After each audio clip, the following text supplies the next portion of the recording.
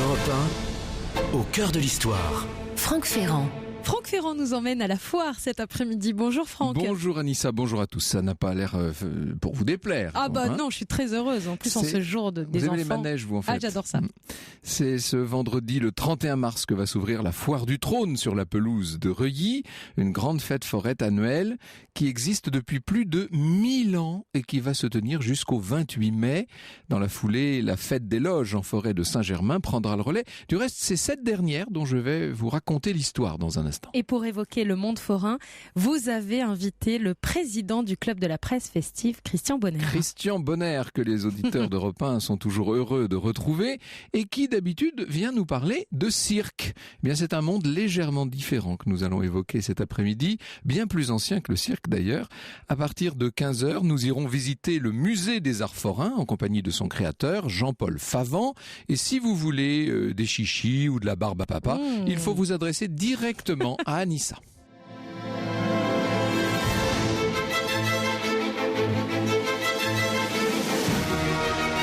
Europe 1, 14h, 15h30. Au cœur de l'histoire. Franck Ferrand.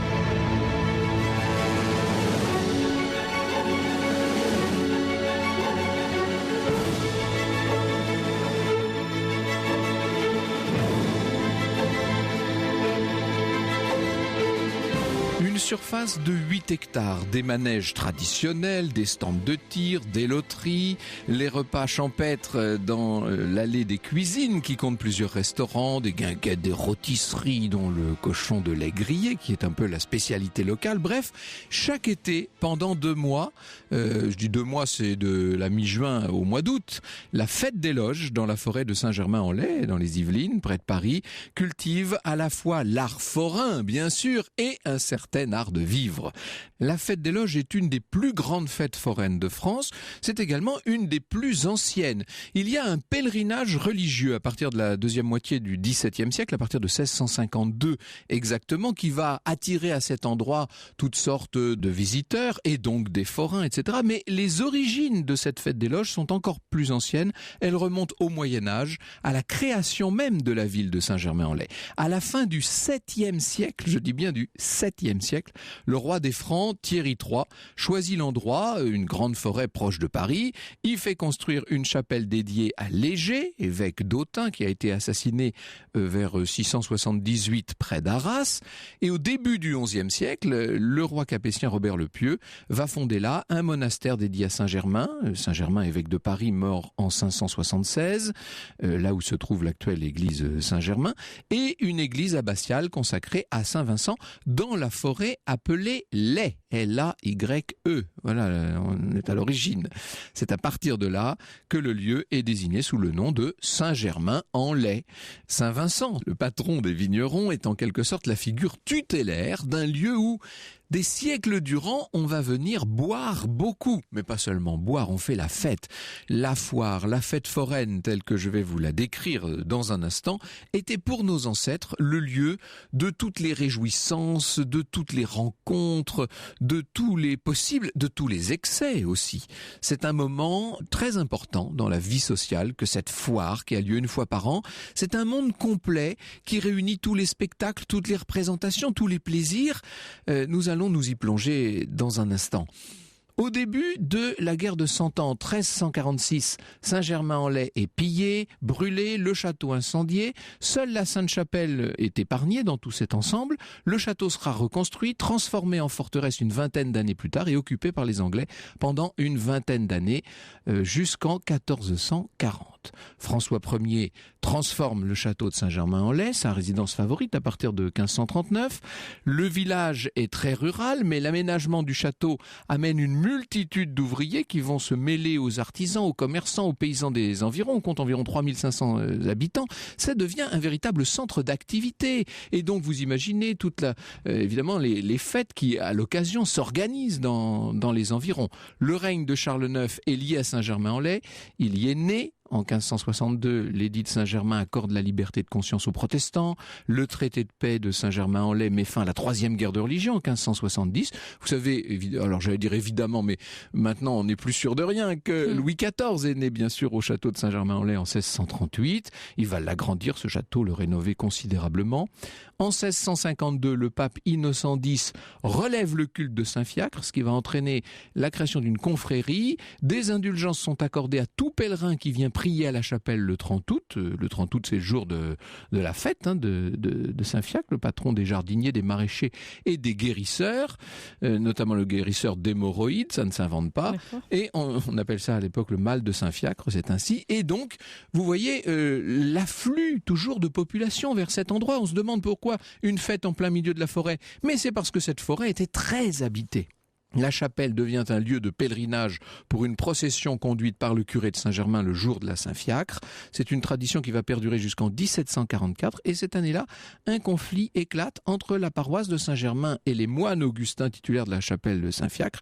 Ces derniers l'emportent et occupent le terrain. Ce sont eux désormais qui vont régner sur ce pèlerinage. Alors, depuis plusieurs années, avec ce pèlerinage, les paysans de plus en plus nombreux, mais aussi pas mal de curieux, de promeneurs, etc., affluent dans ces lieux et assez vite, des bateleurs, des marchands, des colporteurs, des taverniers viennent et transforment le rassemblement religieux de la Saint-Fiacre en une véritable fête. Et alors là, c'est plus une fête religieuse, disons-le, c'est une véritable fête profane. On y voit des personnes riches, mais aussi beaucoup de pauvres. On voit de tout, des grandes dames et des filles de joie. On vient établir des maisons à proximité et la fête des loges ne cesse dès lors d'attirer de plus en plus de monde.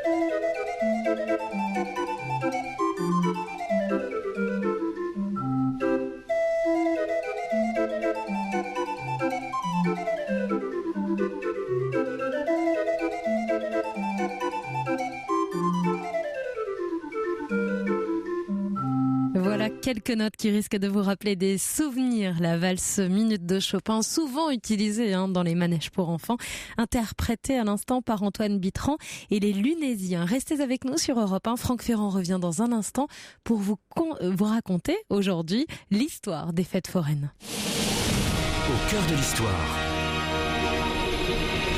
Sur Europe 1. Europe 1, au cœur de l'histoire.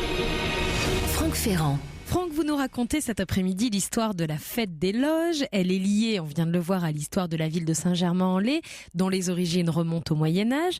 Mais d'où vient le terme de loge? Pourquoi on l'appelle comme ça? Vous avez raison. Alors, on dit que Saint-Louis a fait construire une chapelle dans la forêt au XIIIe siècle. Or, tout près de ce lieu saint, il y avait des cabanes de bûcherons qu'on appelle des loges. Le mot est dérivé du bas latin laubia, qui lui-même est issu de la langue germanique et qui signifie la feuillée, en fait. fait. C'était ça, la loge au départ. Petit à petit, le mot loge va finir... La feuillée, c'est les cabinets, comme on disait autrefois. Le mot loge finit par désigner l'endroit où, dans une ménagerie, on enferme les animaux dangereux. Il est probable qu'à Saint-Germain-en-Laye, près de la chapelle et du rendez-vous de chasse de Saint-Louis, se trouvent aussi des cages destinées aux faucons du roi. Et là encore, ces cages d'oiseaux de proie, on a l'habitude de les appeler des loges. Ça fait plusieurs origines possibles. Vous voyez, voilà pourquoi on parle de la forêt des loges et des loges, etc. Alors, pour la fête des loges, on peut dire que le XVIIIe siècle va être très très brillant. Il y a énormément de grandes fêtes et la Révolution vient marquer un coup d'arrêt. La fête à ce moment-là est déplacée dans le château du Val. Sur l'esplanade des loges, une poudrerie a été installée. Le château vieux devient à ce moment-là une prison, prison que le consulat transformera en hôpital et l'Empire en école de cavalerie. C'est d'ailleurs amusant parce que ça a été le cas d'un très grand nombre de bâtiments au moment de la Révolution. C'est toujours la même histoire. D'abord une prison, ensuite un hôpital et troisièmement une caserne. C'est comme ça que ça fonctionne généralement. C'est dans cet ordre. La ville de Saint-Germain-en-Laye connaît un déclin démographique important et à la Restauration, l'activité redevient très importante au moment de la fête des loges et c'est à ce moment-là qu'on peut dire que la fête devient purement foraine. On parle plus de fête religieuse là, c'est une grande fête foraine. Il y a énormément de changements avec notamment l'apparition des manèges à chevaux qu'on appelle les jeux de bagues. C'est les ancêtres des chevaux de bois. Les jeux de bagues, on les pratiquait à la cour depuis la Renaissance, même peut-être avant cela. Mais là, en l'occurrence, ce sont des manèges, tout simplement, qui sont organisés. Ça commence à avoir un certain succès, tout ça, bien sûr. Un chroniqueur local écrit à l'époque: au milieu de ce campement, les chevaux sont attachés à des piquets, les broches tournent devant les feux allumés, les tables sont dressées et partout, la musique et la danse. Jacques Dorel écrira plus tard dans le Figaro, je dis plus tard, on est en 1896, le parterre qui s'étend devant l'ancien monastère des Augustins, devenu la maison de la Légion d'honneur, composait un tableau vraiment pittoresque et vivant, dont Ténier c'est un grand peintre flamand du XVIIe siècle qui aimait les scènes de genre, les scènes très pittoresques, dont Ténier eût fait les délices de ses yeux.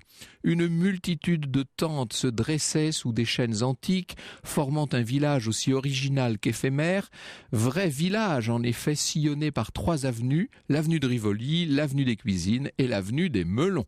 Les baraques des forains occupaient la première, dans la seconde, devant des feux allumés à la terre, tournaient des gigots, des poulets, d'énormes pièces de bœuf, et dans la troisième s'étalaient à profusion des fruits magnifiques et surtout d'incomparables melons, gloire des cucurbitacées, d'où le nom d'allée des melons. De tous côtés, des tables supportaient des bouteilles multicolores. On a l'impression d'y être. Quelle kermesse, quelle fête, quel rassemblement populaire. En 1832, 15 000 personnes vont venir dès le premier jour et on consomme, dit-on à l'époque, chaque jour 18 000 bouteilles de vin, 1800 bouteilles de bière et 130 bouteilles d'eau de vie. Cette année-là, donc 1832, en 3 jours, on compte 10 bals à grands orchestres, 12 spectacles, 10 jeux de bagues, 50 restaurateurs et marchands de vin, 180 marchands de jouets d'enfants, de pain d'épices, de merceries. Enfin, c'est la fête foraine dans son extraordinaire profusion. Cette fête des loges a une telle notoriété que certains services de transport amènent les Parisiens directement en voiture. Il y a des services tous les quarts d'heure et les coches d'eau qui préfigurent les fameux bateaux-mouches amènent également un certain nombre de fêtards à la fête des loges et les ramènent. Le 24 août 1837 est inaugurée la ligne de Paris au Pec qu'on appelle Paris-Saint-Germain et c'est la première ligne de chemin de fer française ouverte aux voyageurs. Vous savez, elle va relier en moins d'1 heure le quartier parisien de Saint-Lazare à la commune du Pec. On peut lire le lendemain d'inauguration dans le journal des débats. Je cite, « C'est toute la forêt de Saint-Germain que Paris vient de conquérir. Paisible conquête de l'industrie. Maintenant, ces vieux arbres, cet illustre château, cette terrasse, l'orgueil et la joie du Parisien, du haut de laquelle il semble contempler à loisir tous les royaumes du monde, la ville et la forêt de Saint-Germain, ce charmant pèlerinage, elles sont aux portes de Paris. Hier encore, aller à Saint-Germain, c'était un voyage. Aujourd'hui, il ne s'agit plus que de sortir de sa maison. C'est tout un monde que nous venons de conquérir. » dire. Dans la seule journée du 27 août 1837, 18 000 personnes viennent à la fête par le train. 18 000 en une journée. On peut dire là maintenant que la fête des Loges est devenue le rendez-vous festif des Parisiens à la belle saison. Ils vont à Neuilly faire la fête à Neuneu et à la fête de Saint-Cloud, mais bien sûr, j'allais dire également, d'abord à la fête des Loges. En ce mercredi après-midi, Franck Ferrand fait plaisir aux petits, mais aussi aux grands, en vous parlant de la fête foraine. Il vous raconte l'histoire de la fête des Loges. Vous pouvez, comme chaque jour, bien sûr, participer à cette émission, réagir, venir nous parler de vos souvenirs de fête foraine, partager des photos sur les réseaux sociaux, Twitter avec le hashtag ACDH et la page Facebook Au cœur de l'histoire. Franck Ferrand revient dans un instant. Europe 1, au cœur de l'histoire. Europe 1, au cœur de l'histoire. Franck Ferrand. Vous nous racontez cet après-midi, Franck, la fête des Loges, l'histoire de cette fête qui est devenue, au 19e siècle, la fête incontournable. Oui, on peut dire que c'est le train qui, dans la deuxième partie du 19e siècle, va donner à la fête des Loges sa dimension, parce que c'est très facile de venir depuis Paris, tout simplement. Les femmes élégantes viennent là montrer leurs belles toilettes, les hommes portent des hautes formes, il y a des bals privés où l'on entre sur invitation avec des cartons, des pique-niques qui sont organisés, des déjeuners sur l'herbe, etc. Ça, c'est pour la bonne société, mais vous en avez pour tous les goûts et surtout pour toutes les bourses, bien entendu. On s'amuse à la fête des Loges et tout le monde s'y amuse. C'est ça qui est extraordinaire. Ça devient à la fois un symbole de mondanité. La reine Victoria y fait un pèlerinage en 1855 lors de sa célèbre visite à Napoléon III et Eugénie. Le château est classé monument historique par Napoléon III et restauré à l'époque. Et on va inaugurer là le musée des Antiquités nationales. Le premier président de la Troisième République, Adolphe Thiers, a l'habitude de fréquenter la ville également. C'est là qu'il vient se reposer. D'ailleurs, c'est là qu'il va mourir en 1877. On pourrait citer comme ça pas mal de monde. Je pense à Alexandre Dumas, etc., qui vient faire des séjours à la Villa Médicis. Mais Saint-Germain-en-Laye et la fête des Loges ne sont pas qu'un rendez-vous mondain pour les gens de la haute société. Tout le monde afflue, vous l'aurez compris, 18 000 personnes en une journée au milieu des années 1830. C'est une grande fête populaire avec ce qu'on appelle des curiosités. C'est un chroniqueur de l'époque qui nous le raconte. Des monstres de toutes sortes, bicéphales, acéphales, et ces espèces d'êtres incomplets à qui il manque à celui-ci un bras, un œil, une jambe. Vous connaissez le film Freaks, où oui, on voyait. C'était ça aussi la fête foraine. On en parlera dans un instant, évidemment, avec Christian Bonner. Charles Gilbert nous dit « Les manèges sont maintenant nombreux. Un cirque s'est fait une place entre les baraques où l'on peut acheter des bijoux, du tabac, des paniers. 2 balles attirent les jeunes et les moins jeunes. Et le soir, l'éclairage au gaz permet de s'amuser jusque fort tard dans la nuit. » Et oui, ça, ce sont les avantages de la modernité. En 1864, l'affluence va dépasser toutes les prévisions, puisque là, cette fois, on est obligé de mettre au service de la fête des omnibus. Plus de 200 omnibus, des véhicules divers de toutes sortes. C'est les premiers taxis, si vous voulez. En 1893, un arrêt du conseil municipal porte la durée de la fête à 10 jours. Ça dure maintenant du 27 août au 5 septembre. Et comme on peut le lire sur l'affiche, elle propose, je cite, de grands cirques, des théâtres, des attractions diverses et variées, des cuisines en plein vent, des restaurants sous la feuillée, des cafés et des glaciers. Par ailleurs, 2 concerts sont organisés sur la pelouse par la musique municipale, ainsi qu'une représentation lyrique au bénéfice du bureau de bienfaisance. Au début du XXe siècle, on se rend à la fête des Loges en voiture ou en voiture à cheval. Un garage spécial est à la disposition des vélocipédistes, et ça c'est une concession aux modes du temps. On installe une sorte de grand garage, oui, à l'entrée de la fête pour les machines, comme on disait. On peut aussi venir grâce au tramway, parce qu'on vient d'ouvrir une ligne Paris-Saint-Germain, sans doute en prévision de l'affluence de cette fin d'été, de l'affluence de la fête. Cette fête des Loges, elle va évoluer, bien entendu, au tournant du XXe siècle. Il faut imaginer que désormais, les manèges sont mus par de puissantes machines à vapeur, on les décore, il y a des artistes, vraiment, qui vont faire de ces manèges de véritables œuvres d'art à leur manière. On en parlera tout à l'heure, bien sûr, en allant visiter ce musée des arts florins. On peut, si je puis dire, sans s'envoyer en l'air avec le Civel, qui est un aéronef plus léger que l'air, qui a été conçu par un certain Émile Wüstendick, qui est un aéronaute de Saint-Germain, qui fait profiter les visiteurs de la foire de son invention. Des lutteurs s'affrontent, comme Henri Marseille, vêtu d'un maillot de soie rose et d'un caleçon bleu, qui vont faire sa célébrité. Et puis, à partir de 1909, apparaissent les balançoires en forme de dirigeable. On voit aussi des manèges suspendus par de longues chaînes, les grandes roues, ce qu'on appelle les pousse-pousse, vous savez, ça me fait peur, moi, ça. Les grandes roues, les montagnes russes qui procurent de fortes sensations. Bref, la fête est totale, avec en plus le voyage. Parce qu'à l'époque, on vous propose des dioramas. Imaginez des grandes toiles, en partie translucides, qui sont peintes en trompe-l'œil, qui donnent l'illusion de la réalité, avec des éclairages, évidemment. Tout ça est très spectaculaire. Et à la fête des loges, vous pouvez comme ça aller visiter Madagascar, le Dahomey ou je ne sais quelle nouvelle colonie française.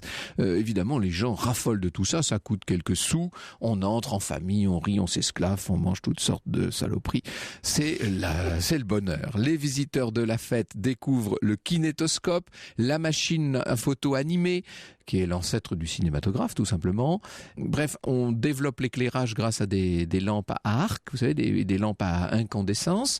Et puis, on peut dire que la fête se modernise, et elle va se moderniser encore bien davantage dans le cours des années 1930 pour prendre une allure qui fait penser aux grandes fêtes foraines d'aujourd'hui. Alors, la fête foraine telle que nous l'envisageons, l'espèce de gigantesque Luna Park avec des manèges et des attractions plus époustouflants les uns que les autres, ça date plutôt des années 60-70, avec une espèce de nouvelle génération de manèges dans les années 2000. On va parler de tout ça dans un instant. Ça ne nous fera pas oublier, évidemment, la bonne vieille foire de grand-papa, la bonne vieille foire du temps de Louis-Philippe. Bonjour Christian Bonner. Bonjour. Bienvenue chez vous, si je puis dire, chez vous à Europe 1 et chez vous dans la fête foraine, qui est un peu votre monde d'élection. Au cœur de l'histoire.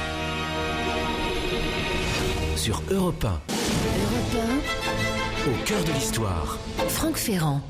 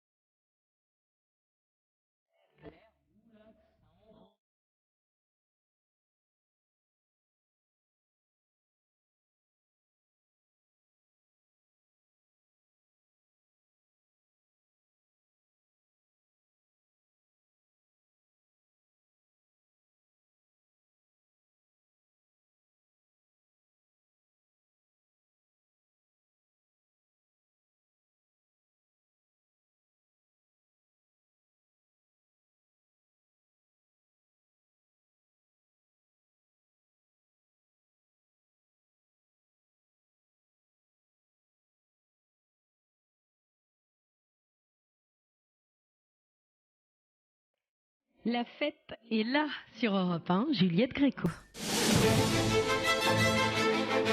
Cet après-midi, Franck, vous nous emmenez au cœur de l'histoire des fêtes foraines et on s'amuse rien qu'en imaginant l'histoire de ces fêtes. Vous venez de nous raconter l'histoire de la fête des loges, mais on va parler bien sûr de toutes ces fêtes foraines qui ont marqué l'histoire. Et notamment de la foire du trône qui va ouvrir là vendredi. La foire du trône, exactement, qui ouvre dans 2 jours. Vous recevez Christian Bonner, qui est ancien journaliste à Europe 1, président du club de la presse festive et administrateur du Festival mondial du cirque de demain. Alors, cher Christian, d'habitude on parle de cirque, aujourd'hui on parle de fête foraine. Il y a quand même un point commun, c'est le monde forain à ces deux univers. Oui, tout à fait. Circassiens et forains ont longtemps fait partie de la même famille qui est celle des gens du voyage. C'est les gens du voyage, voilà le mot qu'il faut employer, bien entendu.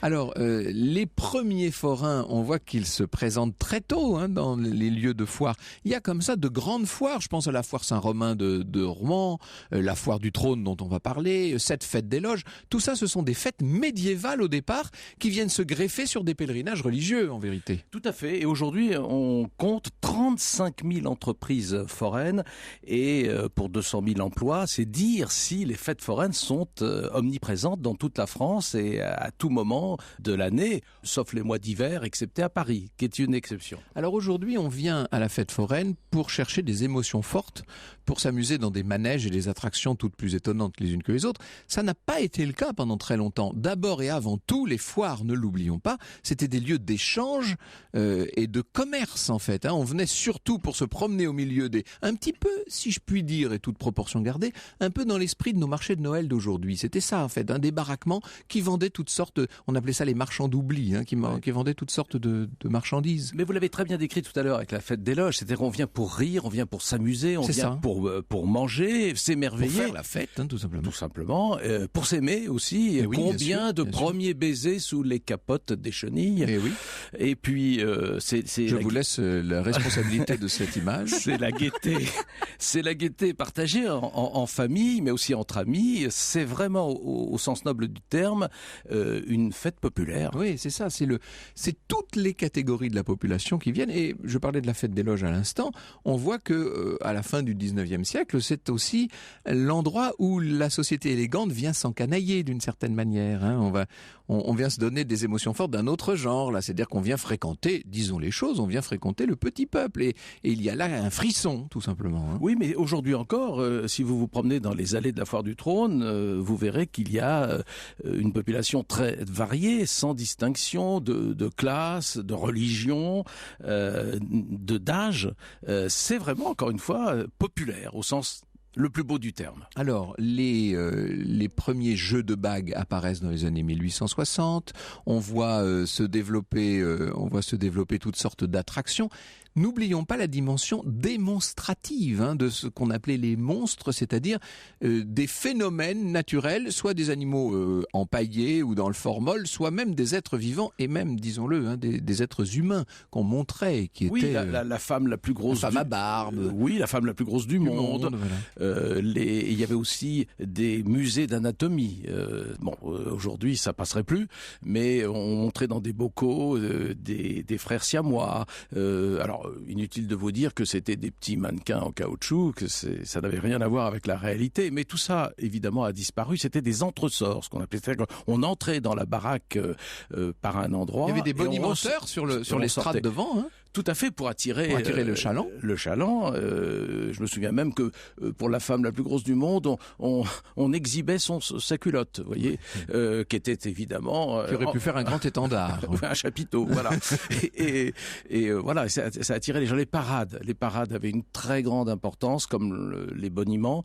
Les parades, là, on retrouve le monde du cirque. Il y avait des danseuses, il y avait de la musique, des orchestres. C'est très important, la musique. On parle des balles, jusqu'à 8 balles à la fête des loges. Je crois qu'il y en avait à peu près autant à la foire du trône. C'est-à-dire qu'on danse, on vient aussi pour manger, pour danser, vous l'avez dit, pour se rencontrer, pour faire connaissance, ça fait partie. C'est le grand lieu de sociabilité du 19e et même encore du début du 20e siècle. cette foire. Cette fois, mais les parades, vraiment, les parades ont une importance parce que c'est un spectacle à lui tout seul, en tant que tel, gratuit, bien évidemment, parce que ce qu'on dit pas, c'est qu'on n'est pas forcé d'acheter forcément un ticket pour monter sur un manège. Le spectacle est permanent, il est partout, et notamment ces parades qui ont malheureusement disparu aujourd'hui, mais qui véritablement représentaient des spectacles. Je me souviens la parade du cirque Fanny, parce que ça je l'ai connu, c'était jusqu'à la fin des années 60. Madame Fanny, avec son regard sévère. Ça, c'était moins pour la fête foraine, non? Oui, mais il y avait aussi des parades pour des loteries, par exemple. Oui, quand on achetait un billet de loterie, ou avec cette roue, vous savez, qui tourne et on espère avoir le bon chiffre. Mais il y avait des clowns qui animaient aussi les loteries. Le spectacle était permanent. Est-ce qu'il y a une différence essentielle entre les grandes foires du XVIIe, XVIIIe siècle et ce que l'on va connaître au XIXe siècle? Qu'est-ce qu'on vient chercher à la foire au XVIIIe d'une certaine manière? On vient chercher des comédiens, Alors oui, parce que il faut dire que la fête foraine, ça regroupait à la fois les ménageries, les cirques, le théâtre forain qui a eu une très très grande importance très tôt. Oui, jusqu'à la Première Guerre mondiale, on va dire. On peut dire un mot du théâtre forain, parce que c'était les forains ont toujours été aussi à cheval entre le monde du cirque, de la comédie, et ce théâtre forain a laissé des souvenirs mémorables. Le théâtre, en fin de compte, forain existe depuis le Moyen-Âge, et puis après, au XVIIIe siècle, il formalise un peu d'une certaine façon. Il y avait des comédiens qui étaient officiels, qui étaient protégés par la royauté, et qui voyaient d'ailleurs d'un mauvais œil ces comédiens qui les concurrençaient quelque part, et ils sont arrivés à leur interdire de parler, de s'exprimer. Au départ, le théâtre forain avait des comédiens qui s'exprimaient avec des écriteaux. C'est-à-dire que le dialogue était marqué sur des écriteaux, et pour faire comme comprendre... les cartons du cinéma muet. Exactement. Voilà, c'était le principe. Mais ce théâtre a fini par se développer et connaître des beaux jours. Chaque soir, on présentait une pièce différente, c'est vous dire. Alors, c'était le répertoire, c'était les Deux Orphelines, Michel Strogoff, l'Arlésienne. C'était des pièces très mélodramatiques, en fait, c'est du mélodrame. Oui, qui plaisait énormément. Alors, soit c'était le théâtre forain était avec les foires, soit en ville morte, ce qu'on appelle, c'est-à-dire une ville morte, c'est une ville où il n'y avait pas de foire, justement. Il n'y avait que les comédiens là qui se produisaient, en fait. C'était comme un cirque qui allait de ville en ville. J'ai bien connu André Lamarche, qui était un descendant du célèbre théâtre ambulant Lamarche, Berthier, Don. Enfin, il y a eu des noms célèbres de Cordiou aussi était un théâtre célèbre. Et le jour où il est né, son père est arrivé en scène avant que commence le spectacle, et il s'est adressé au public en disant « Madame Lamarche, qui interprète la mère supérieure, ne jouera pas ce soir car elle vient d'accoucher d'un garçon. » Et ça a été l'hilarité, évidemment, dans la salle. Et donc ce théâtre forain, pour lequel d'ailleurs André Lamarche s'est battu longtemps parce qu'il n'a jamais été reconnu. Il souhaitait un Molière d'honneur pour ce théâtre forain qui avait quand même marqué l'histoire du spectacle en France. Il ne l'a jamais obtenu, malheureusement. Et qui a rendu le théâtre populaire bien avant que les gens ne puissent aller dans les théâtres, évidemment. Alors, le théâtre forain et aussi donc les ménageries foraines. Alors, les ménageries, on va en parler dans un instant. Europe 1, au cœur de l'histoire. Europe 1, au cœur de l'histoire. Franck Ferrand. Nous sommes au cœur de l'histoire des fêtes foraines cet après-midi, et pour aller plus loin dans l'histoire de ces fêtes, vous recevez Christian Bonner. Il est ancien journaliste à Europe 1, président du club de la presse festive, et il est temps maintenant de parler de ces ménageries foraines, Franck. Et oui, et je suis en train de feuilleter le beau livre de Marcel Campion avec énormément de souvenirs. Ça s'appelle Fêtes et merveilles du monde forain, avec une préface de Claude Lelouch au Cherche Midi. C'est un ouvrage qui nous replonge dans la mémoire de ces fêtes foraines, hein, de tous les siècles d'ailleurs. Vous parliez du théâtre forain, là, il y a de très belles affiches que j'ai justement sous les yeux. Et puis ces fameuses ménageries où l'on présentait toutes sortes d'animaux. Là, en l'occurrence, je vois une présentation d'un numéro d'éléphant, mais ça c'était plutôt au moment de la tournée Barnum en fait. Oui. Alors on présentait effectivement des fauves, des ménageries ça, oui. Célèbres au nom de Bidel, Peson, Poisson. Il y a eu aussi les frères Amar, bien évidemment, les frères Bouglione. Mais le premier, qui a vraiment marqué son époque, c'est Bidel. Il était reçu dans les cours royales. Hein. Il a présenté ses animaux, notamment en 1871 à Victor Emmanuel, roi d'Italie. En 1877, Alphonse XIII d'Espagne. Ils étaient, tout ce monde forain d'ailleurs, était apprécié dans les cours royales. Et en 1889, à l'Expo universelle, Bidel a fait sensation en présentant sa collection de fauves. Il est revenu à la Foire du Trône en 1904.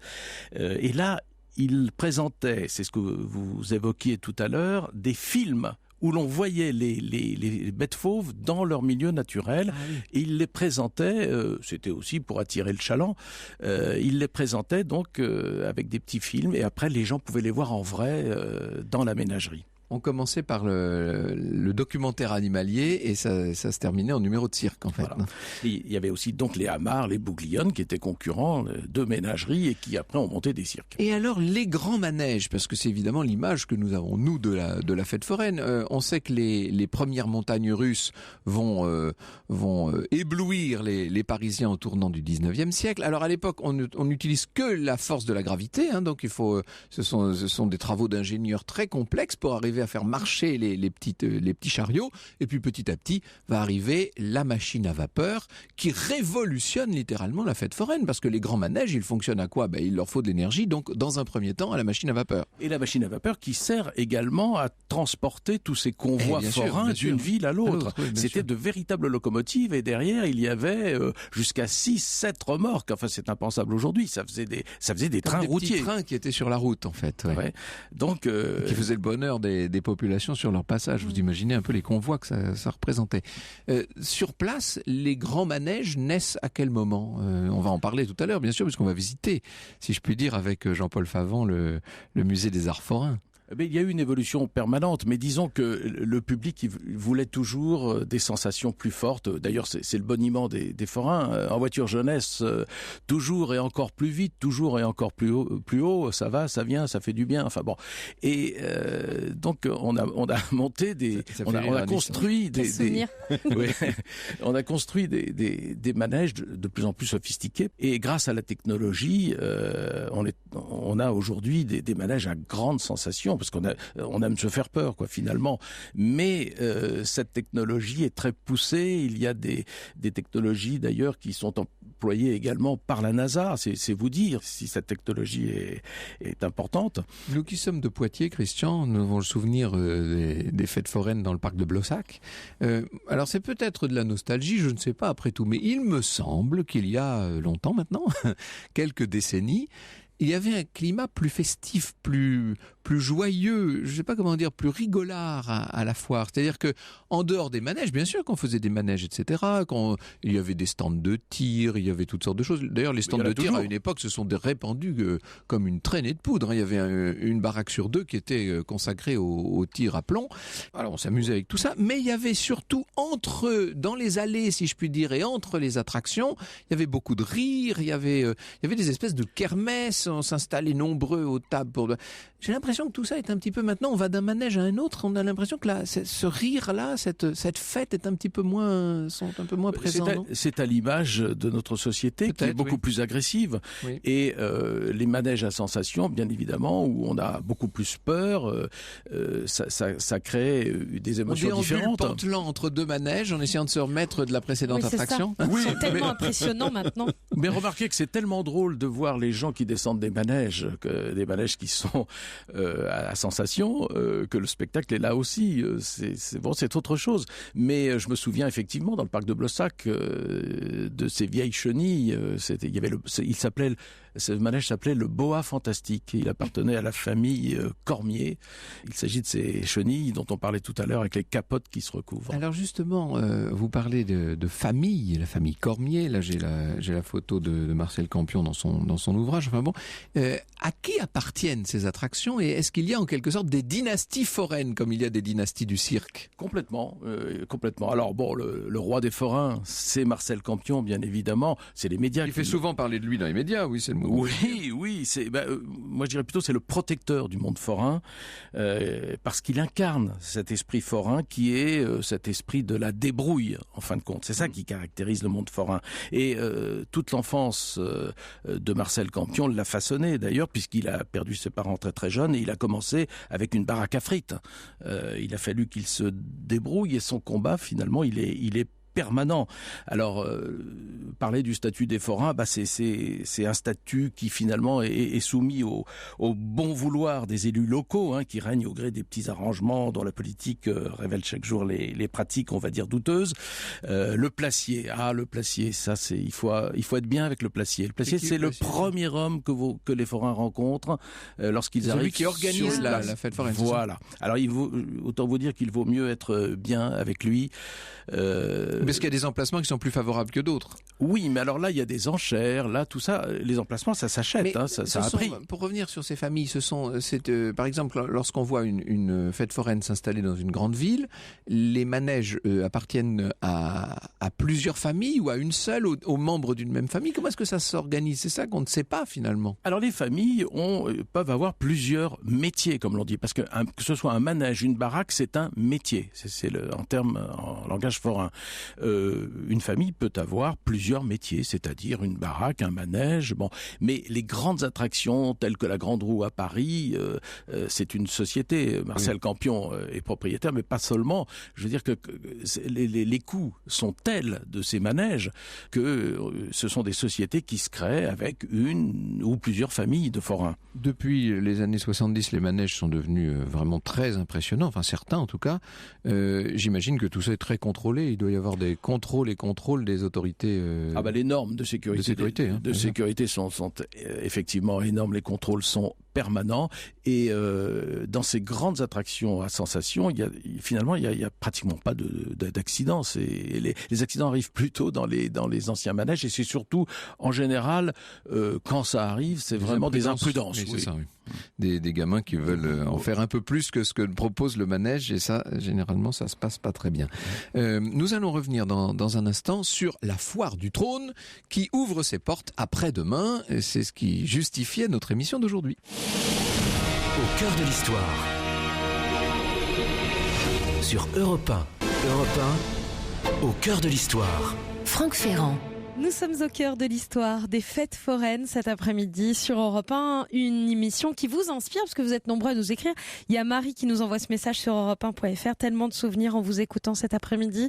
Des après-midi entre amis, des rendez-vous amoureux, place du 1er mai pour la fête foraine de Clermont-Ferrand. Voilà, vous êtes nombreux à réagir. Il faut dire que les fêtes foraines ont lieu dans toutes les grandes villes, bien entendu. Là, on ne parle que des fêtes parisiennes aujourd'hui, mais j'ai dit un petit mot de la foire Saint-Romain, mais il faudrait évidemment parler de toutes ces fêtes foraines. De Christian Bonner. Oui, on disait qu'il y avait 35 000 entreprises foraines, donc c'est vous dire, encore une fois, il y a des fêtes foraines dans toutes les villes, quelquefois 2 fois par an, comme à Bordeaux. Avec des noms particuliers. Dans le Nord, on parle de la Ducasse, par exemple. Tout à fait. À Bordeaux, c'est la foire au plaisir. La foire au plaisir. Et elles sont très attendues, ces foires, à chaque fois dans les régions. Alors, nous allons en parler de 15h à 15h30, puisque nous allons, là aussi, continuer notre plongée au cœur de ces fêtes foraines avec votre invité qui vient de nous rejoindre, Jean-Paul Fava, créateur des pavillons de Bercy Musée des Arts Forains à Paris et montreur de curiosité. Bonjour Jean-Paul Favant, merci beaucoup d'être ici. On peut dire, c'est ce que me disait Christian Bonner avant que ne commence cette émission, mais je suis bien de cet avis que c'est vous qui avez donné son histoire en quelque sorte à la fête foraine. Vous l'avez fait entrer dans le patrimoine des Français. Oui, peut-être peut-on le dire, mais moi je n'en suis pas capable.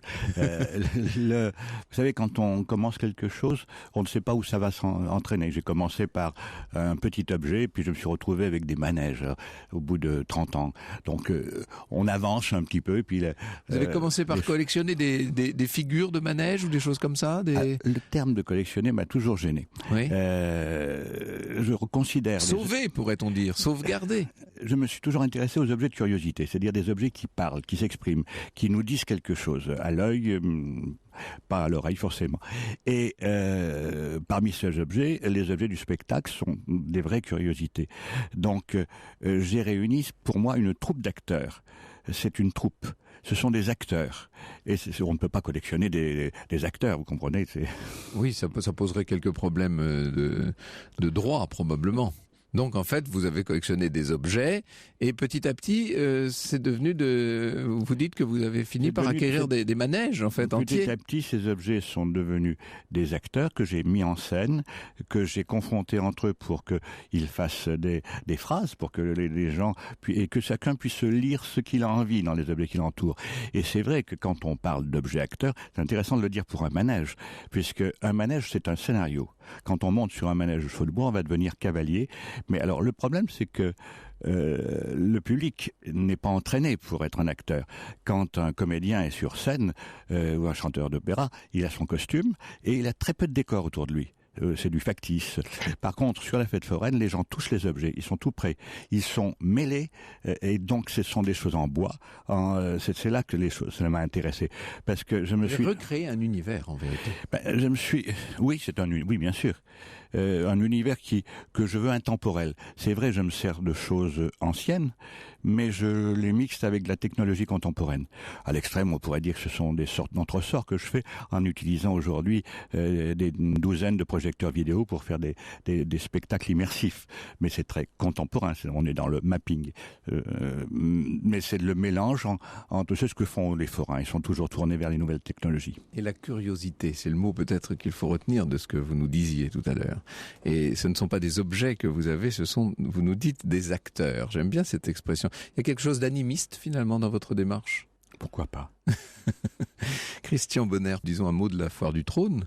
On n'en a pas parlé encore de cette Foire du Trône. Elle est au moins aussi ancienne que la Fête des Loges, bien sûr. Hein. Oui, c'est l'une des plus grandes fêtes foraines d'Europe. D'ailleurs, cette fête foraine n'a jamais reçu la visite d'un président de la République, alors que Angela Merkel ne rate jamais l'ouverture de la Foire de Munich au mois d'octobre. Alors on revient toujours au combat de Marcel Campion qui voudrait un statut pour les forains. Mais je voudrais aussi dire que, parce qu'on a parlé de Marcel Campion, on dit que c'est un monsieur qui combat, quelquefois même avec les poings. Bon, mais c'est un être généreux comme le sont tous les forains. Et la première journée de la Foire du Trône, toute la recette va à une œuvre caritative. Pour vous donner un exemple, l'an dernier, le professeur Kayat, qui est chef du service d'oncologie à la Salpêtrière, a reçu un chèque des forains de 140 000 €, ce qui représente quand même une année de recherche pour le cancer du sein. Voilà, il faut le dire.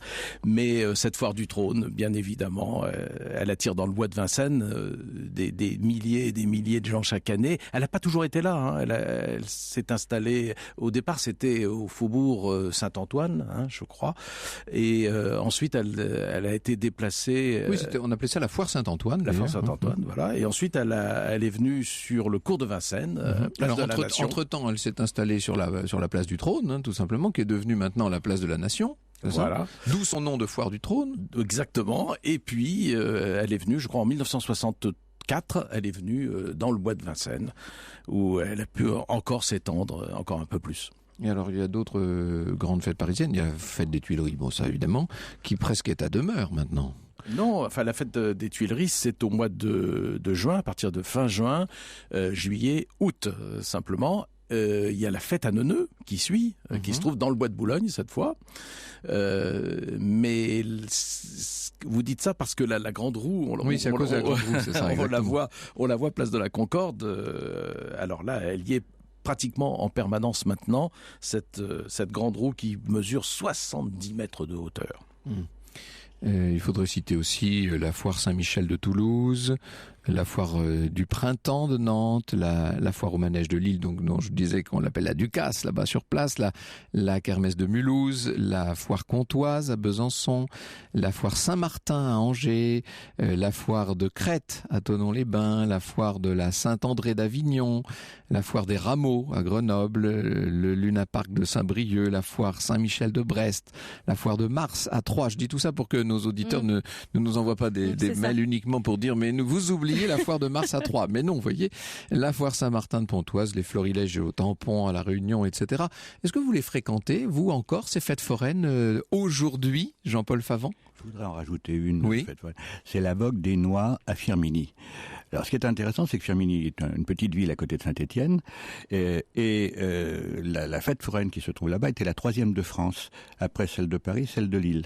Donc, cette petite ville, qui était une ville de charbonnage, d'industrie, a développé une fête foraine absolument extraordinaire dans la Loire. Eh bien, écoutez, hommage vient de lui être rendu. Merci beaucoup. Au cœur de l'histoire. Sur Europe 1.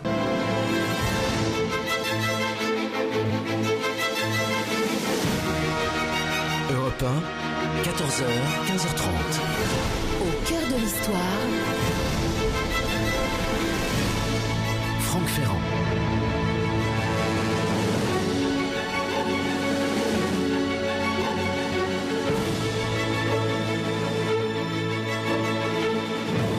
Cet après-midi sur Europe 1, si vous venez de nous rejoindre, ça sent bon la barbe à papa, les chichis, les gaufres au milieu des rires d'enfants, vous l'avez compris.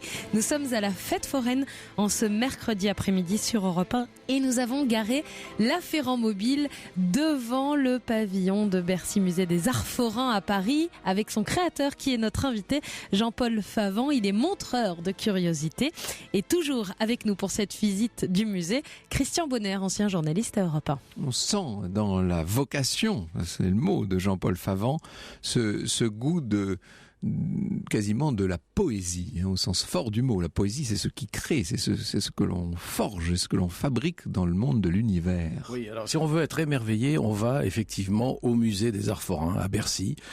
C'est un monde des merveilles, véritablement, et qu'il a mis en scène. C'est un metteur en scène, Jean-Paul. Il a mis en scène ces chevaux de bois, il leur a donné vie, en quelque sorte, redonné vie. Au départ, c'était des chais que vous avez investis, des chais de Bercy, Jean-Paul Favant. D'anciens chais à vin, mais qui s'accordent très bien, sont de la même époque que les objets que j'ai mis à l'intérieur, et puis ils sont consacrés à la fête dès le départ, si j'ose dire. C'est un des vecteurs de la fête, le vin. Oui, le vin, mais à l'époque, les chais étaient très sérieux. Oui, très sérieux. Hein, c'était des lieux de négoce, en fait. Non. Il y avait les chais étaient en dehors de l'octroi, le vin était détaxé. Donc, comme à Montmartre, les guinguettes s'étaient installées et il y avait une fête. Il y a une dimension de pérégrination, c'est un pèlerinage au départ. Toutes les grandes fêtes foraines se sont hantées, se sont greffées sur des lieux de pèlerinage. Et on avait tendance à sortir du cœur de la ville pour aller dans un lieu de pèlerinage où se sont peu à peu retrouvés des gens pour s'amuser, pour faire la fête. Et donc on se rend à la fête foraine. Je pense qu'il y a cette dimension de déplacement qu'il faut peut-être souligner. Disons que la fête foraine va chez les gens. C'est ça. Alors, elle vient au-devant des gens. Elle vient au-devant des gens. La télévision va dans leur appartement. C'est pour ça qu'elle a concurrencé la fête foraine d'ailleurs. Mais donc la fête foraine transforme pendant quelques jours un lieu. Mais c'est vrai aussi que dans les grandes villes, il fallait se déplacer pour aller à la fête foraine. Et ce qui était intéressant, c'est que le train ou le tram permettait certaines fois d'aller à la fête foraine, qui était un peu plus loin, parce que dans le centre, elle pouvait gêner pour les stationnements, pour le bruit. C'est assez amusant, Christian Bonner, de voir qu'à l'époque où de grands parcs d'attractions se sont installés maintenant à demeure, on citera Disney, Astérix ou le Puy du Fou dans un autre registre, de voir que subsistent néanmoins ces fêtes éphémères. Oui, elles ont du mal à continuer puisque finalement les élus locaux, encore une fois, ont bien favorisé l'implantation des parcs d'attractions et souvent repoussé Parce que à les parcs l'extérieur des d'attractions, villes. tout simplement, font de l'emploi pour la population locale. C'est uniquement ça, je pense, au départ. Certainement, mais encore une fois, il y a des milliers de familles foraines. Mais oui, bien sûr, bien sûr. Mais qui sont itinérantes, c'est bien leur faiblesse, je crois. Oui, mais c'est aussi toute l'âme de la fête foraine. C'est quand même de se déplacer, d'aller de ville en ville. Bien sûr. Et bien sûr qu'il faut se battre, on en revient toujours à ce combat. Cette reconnaissance des gens du voyage d'une façon plus générale. Oui, un statut. Il n'y a pas de statut, il n'y a pas de ministère de tutelle. Jean-Paul Favon. Oui, je voudrais dire que il n'y a pas de musée du spectacle en général, pas seulement de la fête foraine, pas de musée du rire en France. Pourtant, il y a beaucoup de musées de la guerre. C'est assez étonnant. Oui, c'est vrai. On a tendance à privilégier les drames de l'histoire et à laisser passer un peu les bons moments. Et Dieu sait pourtant qu'on a ri dans le passé. Et c'est quand on fait l'histoire de ces grandes foires qu'on voit à quel point les gens se sont amusés. Ils ont profité des trêves et des rémissions de la guerre, justement. Hein. Au XIXe siècle, le fait social a très certainement été un des principaux. Le fait social de la fête foraine a été un des principaux faits sociaux. Oui, oui. Aujourd'hui, on pourrait le comparer à la télévision. Peut-être, oui. C'est-à-dire qu'il y avait sur la fête foraine toutes les formes de spectacle, le sport-spectacle, la boxe, la lutte. Il y avait bien sûr le musical sous toutes ses formes, enfin tout ça, ça a déjà été dit. Il y avait également les documentaires à travers les panopticums. Je dirais que la parade, c'était le spot publicitaire, que les guignols de l'info, ce sont les jeux de massacre, donc on trouve tout un parallèle. Les jeux de télévision, comme la roue de la fortune, proviennent de la fête foraine. Donc tout ça, il y a un parallèle.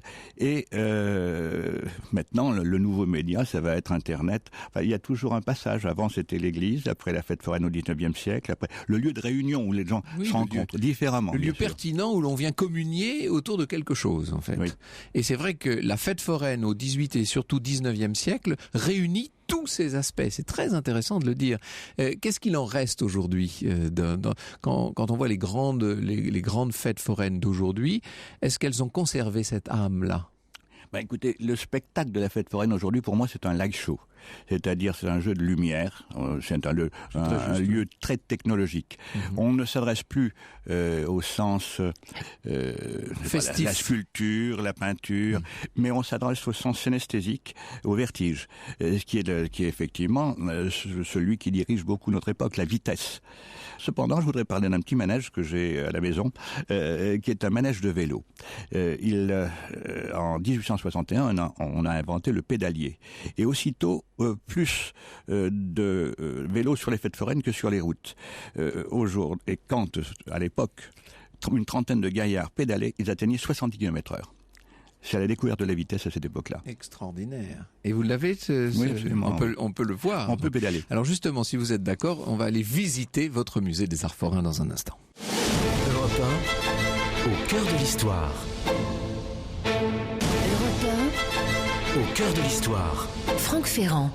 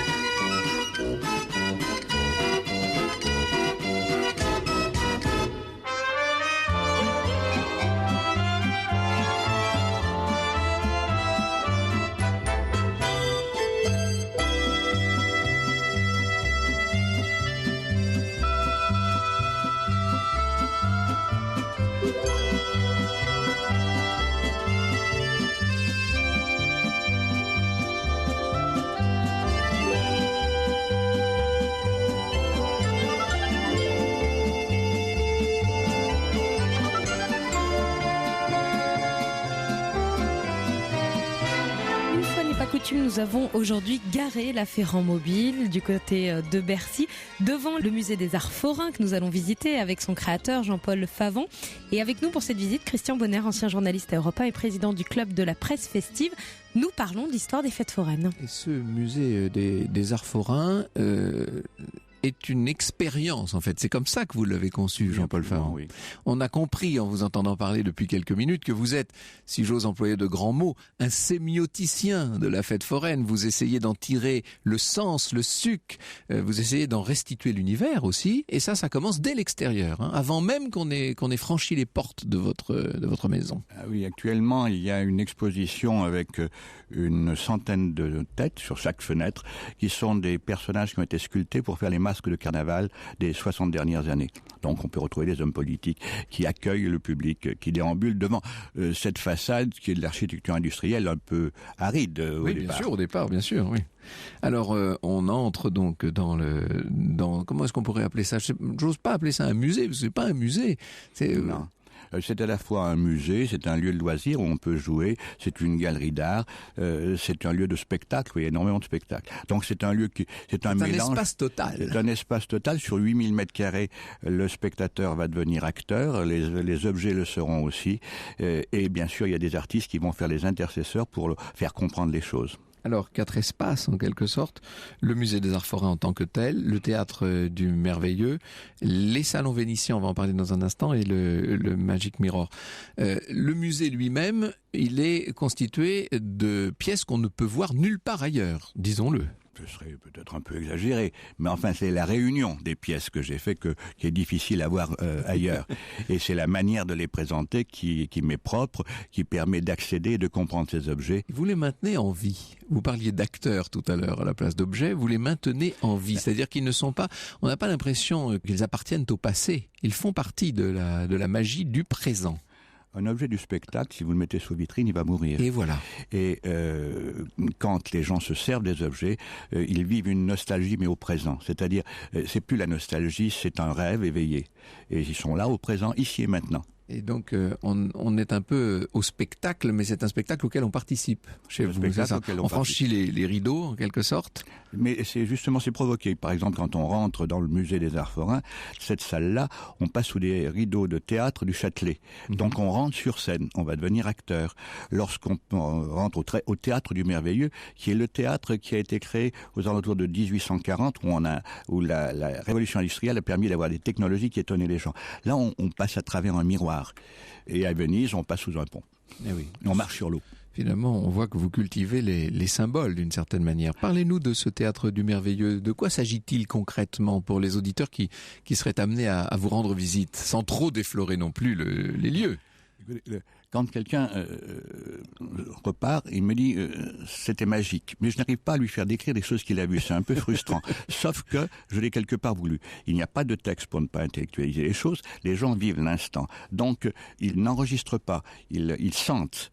Mais dans le théâtre du Merveilleux, qui donc, je vous dis, ce théâtre où la mise en scène s'est mise en place telle qu'elle est encore aujourd'hui. La lanterne magique est remplacée par le projecteur vidéo. Et c'est pourquoi je mêle les deux. Et donc quand les gens rentrent dans cet endroit, les acteurs, j'ai voulu illustrer des mythes, des histoires, des contes, des légendes, des clichés même, toutes choses susceptibles de nous interpeller dans notre tête. Et que chacun puisse lire ce dont il a envie. Donc on entre, on voit une montgolfière qui est faite de 2 morceaux de manège, mais c'est une vraie montgolfière avec un éléphant qui sert de nacelle à un monde en miniature, une boîte à rêver dans laquelle on va pouvoir s'évader. Et cette montgolfière, elle est simplement symbolisée, les gens la comprennent, parce qu'il y a les petits sacs normalement accrochés autour des montgolfières et les cordages de la montgolfière. Le reste, c'est un plafond de manège et un éléphant.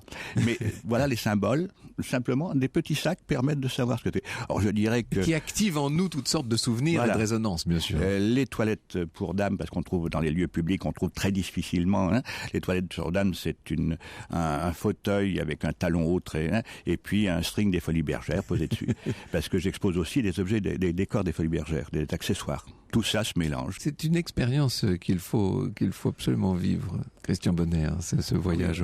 Alors, il y a des soirées privées où les espaces sont loués, si l'on peut dire, mais bien entendu, n'importe qui peut visiter. Il faut fait réellement vivre mon lieu, c'est évident, ce sont les soirées privées, les soirées d'entreprise. Oui. Mais par contre, c'est comme ça que je l'ai découvert, pour tout vous dire. Mais par contre, j'ai voulu réserver une ouverture au public à travers des visites guidées, c'est-à-dire c'est un comédien qui est en train entraîne une trentaine ou une quarantaine de personnes et qui lui-même raconte son histoire. Et comme j'ai plusieurs comédiens, les gens entendent chaque fois une visite différente. Ça, c'est assez intéressant. Et puis, pour Noël, entre Noël et le jour de l'an, et pour les fêtes du patrimoine, j'ai fait une expérience que c'est ce que je préfère. C'est le moment où j'ouvre les portes au grand public. Il y a 6000 personnes qui viennent. Et là, c'est une vraie fête. Avec des artistes qui jouent, des jongleurs, des trapézistes, des chanteurs, qui sont... On ne peut pas poser un œil sans voir ou entendre quelque chose. Et les gens sont pendant 2 heures ou 3 heures vraiment dans une fête. Et ça, c'est le grand moment pour moi. Est-ce qu'on peut déjà réserver sa place pour l'année prochaine ? Aujourd'hui, Internet permet de faire beaucoup de choses. Formidable. Au cœur de l'histoire. Sur Europe 1. Europe 1, au cœur de l'histoire. Franck Ferrand.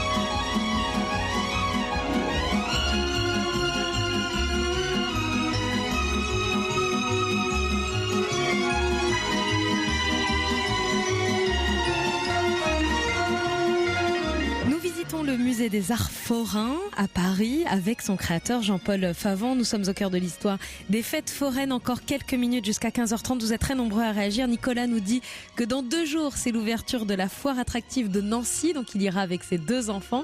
Et que le 1er avril, ça sera la fête foraine de Nantes qui ouvre ses portes. Et Sylvie aussi attend avec impatience. Donc vous êtes très nombreux à attendre ces fêtes foraines qui font le tour de la France. Et oui, et c'est un sujet qui fait travailler l'imagination. Hein. C'est extraordinaire, cette histoire de fête foraine. Pourquoi, par exemple, avez-vous consacré un espace au monde vénitien, Jean-Paul Favon ? Je voulais que les gens vivent une rupture avec leur quotidien. Donc j'ai pensé au carnaval, qui est la fête des fous. Et il y avait le Brésil, il y avait Venise, qui est quand même plus proche de nous. Et c'est vrai que je me suis attaqué à une gageure de transformer un bâtiment d'architecture industrielle en bâtiment vénitien. Mais il m'a suffi d'enlever les jonctions en béton entre les pierres pour le rendre un peu runique, mon bâtiment, et à l'intérieur de mettre encore une fois des objets très, très symboliques. Et ce qui est intéressant de savoir, c'est que à Venise, le carnaval durait jusqu'à 6 mois par an à une certaine époque. Bien sûr, c'était même une grande partie de l'année, disons-le. Hein. Ça permettait une licence. Il y avait des casinos, il y avait une centaine de casinos, où on jouait, où il y avait des dames. Les masques et les dominos permettaient à peu près tout. On confondait les bonnes sœurs et les belles sœurs. C'est ça. Mais on a l'impression que tout ce qui relève de la fête a droit de citer chez vous. Est-ce que c'est ça? Oui, absolument. C'est la fête et le spectacle. Oui. Mais vous savez, ça rejoint toujours la fête foraine, puisque sur la fête foraine, il y avait toutes les formes de spectacle. Au 19e siècle, ce que l'on ne visionne plus aujourd'hui, se sont sédentarisés par la suite. Et donc c'est pourquoi, en me servant d'objets de la fête foraine du 19e, je peux illustrer tout aussi bien le cinéma, qui est porté pendant les 7 premières années par la fête foraine, qu'effectivement le théâtre et même le carnaval, parce que tout à l'heure vous parliez des bourgeois qui allaient s'encanailler. Il y avait des carousels salons dans lesquels il y avait des batailles de fleurs et des fêtes extraordinaires. Et c'était des manèges fermés qui étaient sur la fête foraine. J'appelle ça des monuments nomades. Ça faisait 30 mètres de façade, 15 mètres d'eau. C'était des choses fantastiques. Il y a une chose que je n'ai pas vue, c'est le Magic Mirror. Expliquez-nous ce que c'est que cette partie-là du... La magie, c'est toujours difficile à expliquer. Il faut pas quelquefois, mais là quand même. Ce sont des jeux de miroirs. Hein, alors c'est une salle qui est ronde, autour de laquelle il y a des loges, c'est-à-dire il y a une quinzaine de loges où les gens vont avoir une certaine intimité. Toute la base est couverte de bois, donc c'est de la boiserie, c'est la chaleur de la boiserie et des velours. Et puis en dehors de ça, des verres et des miroirs. 780 miroirs qui, dans un cercle, se rencontrent, se renvoient et se rencontrent. C'est-à-dire, où que l'on soit, on peut voir les autres, ils peuvent vous voir, mais aussi c'est des reflets éternels. Ça renvoie de miroirs l'un dans l'autre. 780 miroirs biseautés. Et ça vient d'où, tout ça? Ça tournait sur les fêtes foraines en Belgique. Il y avait un orgue à l'intérieur et c'était des salles de bal. C'est un peu comme le pavillon des miroirs du musée Grévin, c'est dans cet esprit-là? Non. Là-bas, c'est vraiment non. D'ailleurs, c'est beaucoup plus grand que le pavillon des miroirs. C'est tout petit, oui. Mais il y a une technologie dans le.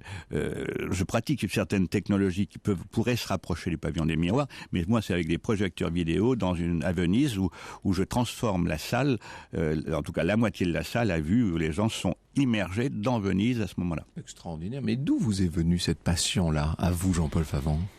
Bon, il y a plusieurs raisons, mais la première, c'est peut-être que quand j'avais une dizaine d'années, à la Vogue de Firminy, je pouvais déambuler sans argent. Il n'y avait pas besoin d'argent. Je pouvais regarder. Il y avait Jackson avec sa baraque de lutte. C'était fantastique. J'étais toujours dans les rues, quoi, pour voir, même pas pour jouer. Le spectacle, la fête, c'était une aventure. L'atmosphère vous éblouissait. C'était une aventure. Oui. C'est la liberté. Mais je vais dire un exemple. Quand un parent amène un enfant de 2 ans qui va pour la première fois monter sur un manège, il va être pour la première fois dans une voiture ou sur un cheval comme maman ou papa, il va payer pour la première fois. Très important, il faut toujours laisser payer l'enfant.